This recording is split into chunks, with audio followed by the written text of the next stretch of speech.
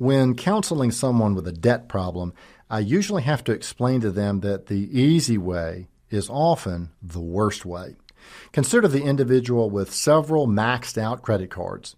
Of course they want to get them paid off. So they look at their 401k account and they notice there's enough money in there to pay off all these credit cards. So they tell themselves that they can save all that money that they were paying to the credit card company and pay it back to the 401k. And if they ask my opinion, my answer is usually no. Their words are saying one thing, but their actions have been delivering a very different message. With their words, they say that they hate debt, they want a fresh start, and they promise to be a disciplined saver.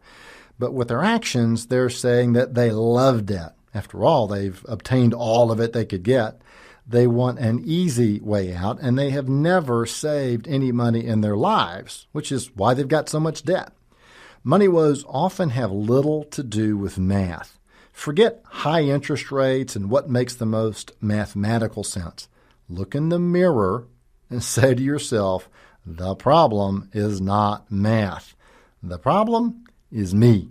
Here are several things that can or will happen if you use your retirement account money to pay off your credit cards. The first is taxes. If you take money from an IRA, a 401k, or other similar retirement plan, you'll owe income tax on that money. For the average person, that could end up being 15 to 20% of every dollar that you pull out. But the second thing that can happen is penalties. In addition to the income taxes, if you are under 59 and a half years old, you're going to owe a 10% penalty on top of the taxes that you've already paid. So now you're up to 25 or 30% more in taxes and penalties. Are your credit card interest rates really that high? And the third, which is perhaps the most problematic, is reload. The worst thing likely to happen is that you'll go right back out and reload those credit cards and max out the limits again. And if you do, you'll be right back where you are now, minus a bunch of money from your retirement accounts.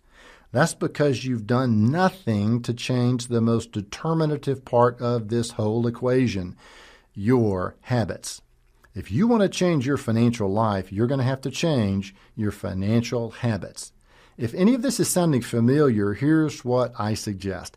Do the hard thing rather than the easy thing. That way the results will be easy to live with as opposed to hard to live with. The hard thing would be paying off the credit cards before doing anything else. If you're making contributions to a retirement plan or saving money elsewhere, you can redirect those savings deposits into paying off your debts.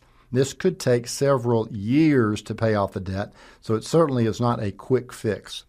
But once you've actually gone through the hard process of paying off your credit cards, something very important will be different.